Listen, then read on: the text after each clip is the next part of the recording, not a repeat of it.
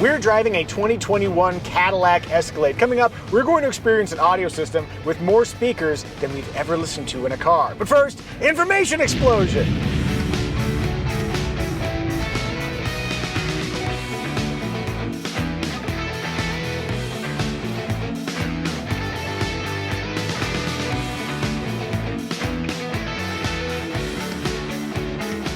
The Cadillac Escalade was all new for 2021. This is a 2021 model, but just know it basically carries over unchanged for 2022. Let's start things off with interior.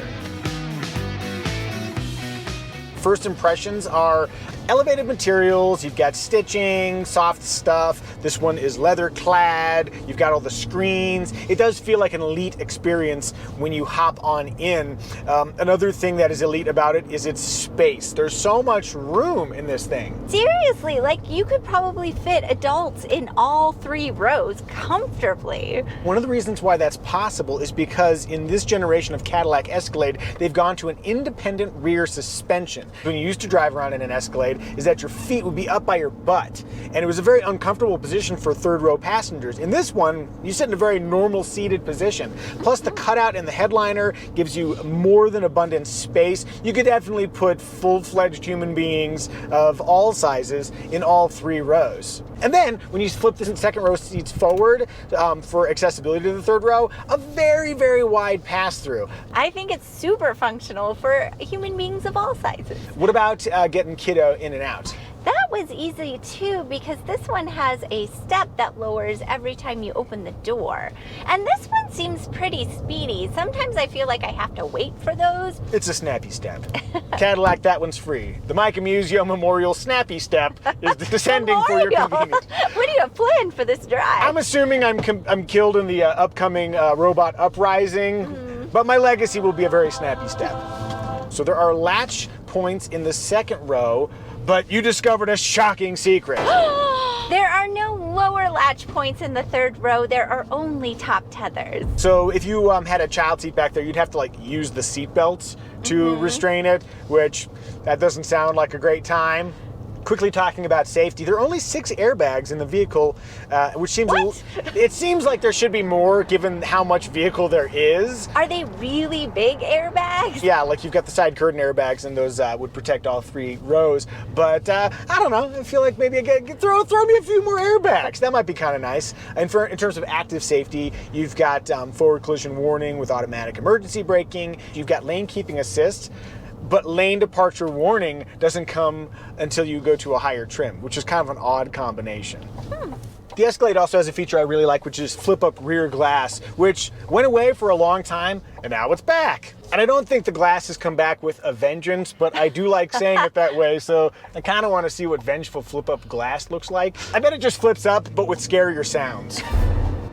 Flip up that rear hatch and you have 25.5 cubic feet of space behind the third row, which is plentiful. And then this has the power folding third row, so it'll power down and power up. And if you want, you can release the second row seats from the cargo area. They do not power back up.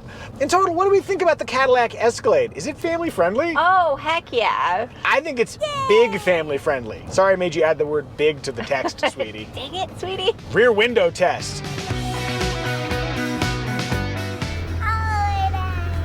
Armrest test. Okay, so here I am in a comfortable 8 and 4, and mercy, that is a soft inboard armrest, roughly equal height on the outboard. Yes, they could be a little bit closer in, but that might impinge people of larger carriage. I would say that these are very, very comfortable places for me to rest my arms when I'm making that run to pick people up at the airport. I'm going to give that 3/4. No, let's go all the way to the top. Whoa. On the inboard and the outboard. Those are comfy armrests. Hey, have you subscribed to our channel? If you haven't, please do. At 100,000 subs, we're going to review a windowless white van. Style! Before we dig into style, I'd like to take a very quick moment aside to talk about today's video's sponsor, Flying Eye Sunglasses. We could use some right now. I have perfect 20/20 vision, but not everybody does.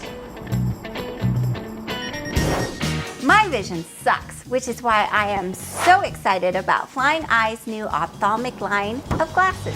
They're made specifically for prescription lenses, but offer the same features I love in Flying Eye's aviation frames. They have super thin temples that are comfortable under a headset.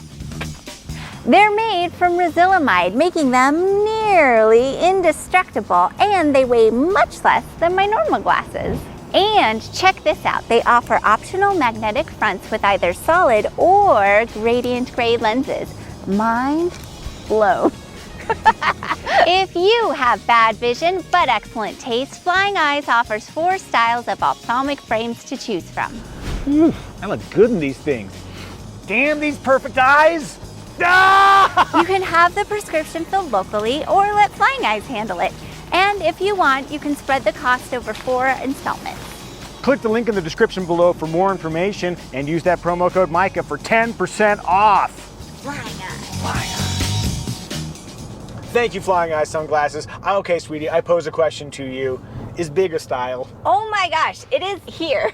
Yeah, there's so much of it. For how large it is, they've done well with adding lines and giving it a specific feel other than it just being huge. I mean, all the places it says Cadillac and the huge logos help, but... Yeah, hey guys, we're driving a Cadillac. Did you notice? Did you notice?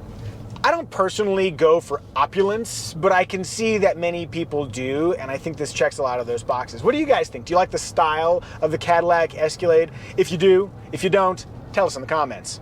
Onward to In Motion.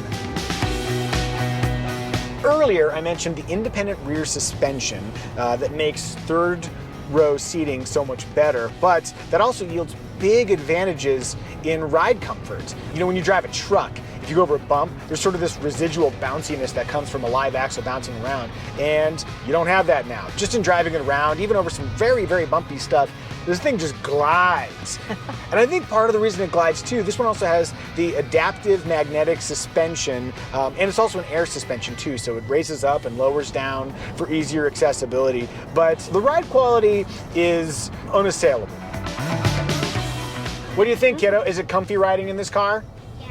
Yeah. Which hangar are we going to? Oh, we're going to our hangar. Also, we don't know anything about opulence. Yes, that's not an opulent hangar. It's merely where we hold our aircraft. If you paid close attention in the information explosion, you may have noticed something odd about this vehicle. Do you know what the odd part is? No, I don't pay attention when you're doing things, sweetie. The odd part is that it's a diesel. This has the inline 6-cylinder turbodiesel engine. And what's really fun is that when you get in, I think partly because of how quiet the vehicle is, you may not notice that it's a diesel. Another key contributor to the diesel sort of low-key nature is the 10-speed automatic transmission. It does such a good job keeping the diesel in its happy space, but you can feel it when you floor it. It kind of loses that top-end energy, like pause, punch. If you've driven a diesel engine, you know what that means. Pause, punch, Kiddo gets it, yay! It is convenient that we've come to the windy part of our drive. This is more than 6,000 pounds of Cadillac Escalade. This weighs more than 1,000 pounds more than our Ford Bronco, which is already a heavy vehicle. As a result of that, I experienced something very odd driving the Cadillac Escalade, which is that around a corner where I was approaching it not at dangerous speeds, but moderately zippy speeds in sport mode, the stability control completely intervened, shut the whole thing down, and the last time I experienced that, I was driving a Ford Transit, which is like, oh, literally there's a Ford Transit in front of us. Well, that's opportune. The kind of vehicle where it's like, we're never going to let you get too close to the limit because we want to make sure this mass stays controlled. So this thing, even in sport mode, is not sporty, ever.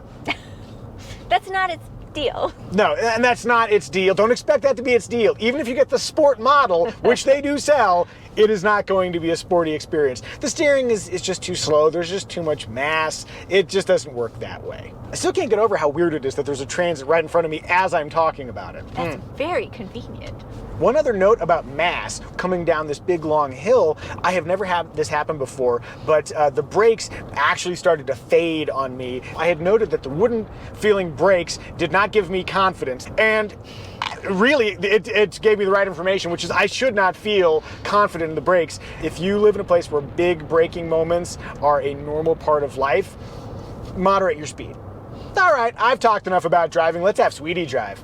Sweetie's at the wheel. I guess the item that we want to talk about most as expressed by your awkward leaning forward. Visibility, how's visibility working for you? Honestly, with how huge the windows are, I expected my visibility over my left shoulder to be fantastic, but it's actually kind of an awkward angle. There's a lot of beast pillar there, and the rear windows are pretty well blocked by the headrests of the second row seats. Yeah. So sideward visibility is dicey. It's a very big vehicle. How do you find driving it? You guys, this thing is so huge. I cannot get over it. I was surprised how quickly I adapted to it. I think it's helpful that it has all the cameras, so when I'm parking it, I can really see what I'm doing. More manageable than I would have thought. Well, I think all those miles in the Bronco have been helping. Oh my but gosh, it's yeah. still, a lot of vehicle to manage. And then I guess maybe the last question, is it fun at all? No. I feel like Cadillac is cushioning me and blocking the world around me. It's like you're hanging with a bouncer. Yes, a huge bouncer. A huge bouncer, yeah. Sorry, bumps in the road. Sweetie doesn't want any of your business. Move it along now. All right, you're having a luxurious driving experience, and now that will end. Good driving, sweetie. I think overall this is an opulent, there's that word again, luxurious, velvety way to drive around. Let me quickly thank all of the people who support us over on Patreon. You guys get early access to videos, and we try to maintain a really nice back and forth conversational space there, and it's a lovely place to connect with you guys. So thank you, Patreon. Moving on, emotion factor. Do you think there's an emotion factor here? Is intimidatingly huge an emotion? You tell me. Hello! Hey! Howdy, iguana. I think the emotion here is one of indulgence. You've got all these features, you've got all these nice materials, you've got all this mass, you've got a Cadillac emblem. Hey, I made it. That's fine. That's a great emotion to have. It's great to feel like you've made it and you're making it is reflected in the vehicle you drive. I think that's one of the big pulls to the Cadillac Escalade. You've made it and you want to bring a lot of people along with you. Yeah, I think there's an emotion factor here. If you're feeling emotionally drawn to buy a Cadillac Escalade of your very own, click the Kelley Blue Book listing link in the description below. Remarks! Remark number 1, screens. Many screens. So many screens. Some people describe this as a 38-inch screen. That's not what it is. It's 3 separate screens. There's a 16.9-inch screen here for infotainment duty, a 14.2-inch screen here in the gauge cluster, and then there's a 7.2-inch screen over here that you can use for making adjustments to the head-up display and the trip meter, that kind of thing. Together, it's a ton of screen real estate. It's an OLED screen, and for people who know about OLEDs, it doesn't have a backlight, so you can actually cut it into more interesting shapes, and when it's black, it looks very black. It's a very vivid, wonderful looking screen. The infotainment system itself, I've heard from other people that maybe it's a little bit confusing, but to me it's mostly like straightforward GM, and I haven't had any issues. And if you don't want to touch it, you can use this little controller here, although there is one issue with this infotainment screen, and that's sitting right over there. Yes, I have difficulty seeing it from the angle it's at. It's not impossible to use, but it's just clearly oriented for the driver and not me. Hey, second tier passenger over there in the passenger seat, not for you. One more screen note, if you use the navigation system, you have this augmented reality display in the gauge cluster, so it'll tell you when you've got your turns. This is similar to what we've experienced from Mercedes, and I think it's really neat. However, it's so vivid, it's a little bit distracting. It is beautiful. It almost looks better than real life. Totally. Like, forget real life. Just watch that. Sweetie, you pay attention out there. I'm going to be looking at this screen. By the way, this particular Cadillac Escalade has the rear seat entertainment system, and we've never really made that a thing in our family, and so we're going to quickly move beyond that so our kiddo doesn't start asking questions. Like, are we almost there? We are almost there. Classic kid banter. In the beginning of the video, I teased that we're going to listen to an audio system that has more speakers than any audio system we've ever heard in a car. To maximize the experience, I'm going to pull over here and we're going to listen to one of my hot tracks because we do not have the money to pay royalties on a proper hot track. But what else would we want to listen to? Great point. Listening to one's own music in a video is like really kind of That said, I'm going to very quickly go into some settings here. We actually sounded so loud Oh, Feel okay. the sound. Surround. We want to capture the artist's original intent, so we're going to keep it stereo. Was it to bore you? Is it working? What's fun is I don't know where all the speakers are. I just know there's like sound coming from every direction. It's like up here, down here, over here. Let's see her listen.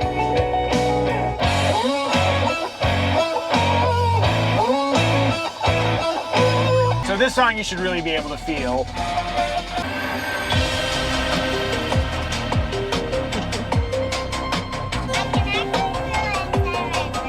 I know, I can feel it inside my belly too.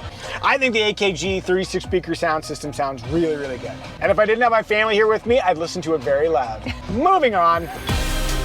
As you may know, we live in a mountain community, so I haven't really had a chance to utilize Super Cruise, which is available on the Cadillac Escalade, but I have used it in other GM vehicles, most notably the Chevy Bolt, before that thing was put on hold due to battery fires. But the Super Cruise feature works really well. You can actually take your hands off of the wheel, and it does a really great job of keeping you pointed in the direction that you need to be pointed at a speed that is reasonable on areas that are mapped around the US. One thing I'd like to point out though is that Super Cruise is a $2,500 feature, but that only lasts for 3 years. After that, it's a subscription. So if you want to continue to use Super Cruise, it'll be $25 a month. One other thing, every color besides black costs either $625 or $1,225. Dang. In that same vein, Destination on the Cadillac Escalade, $1,695. Wow. Ford does the exact same thing too. I think our Bronco Destination was like $1,500 or something like that. So, Ew. and then lastly, I'll point out that a full-speed adaptive cruise control is not standard equipment on the Cadillac Escalade, and I always like to mention it is standard on a Toyota Corolla. So if you want to get the Escalade of your dreams, it may cost you.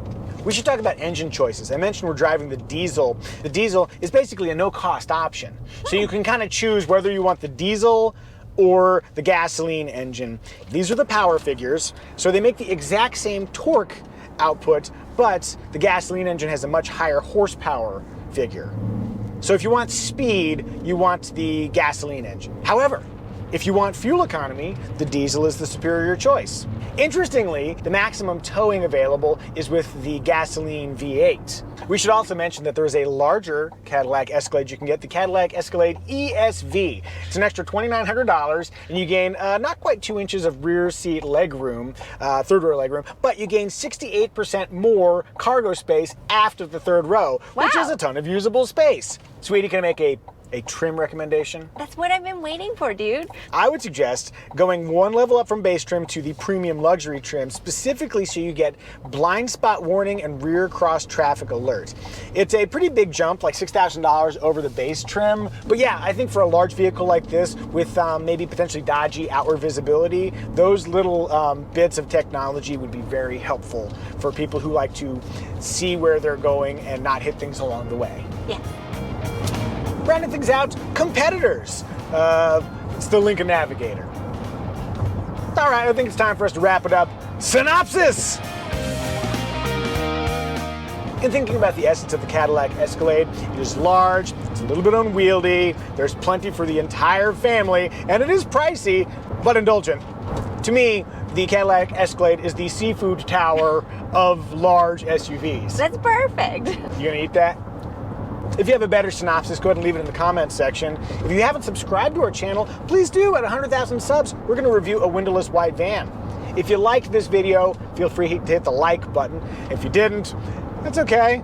And if you're curious what we're doing between YouTube videos, you can give us a follow over on Instagram. I'm this guy talking about cars and helicopters, and she's that woman, mostly humans and cats. Yes. Family, I think we've done a pretty successful job reviewing the Cadillac Escalade. May I have a 5? May I have a 5? And you, come get your high five.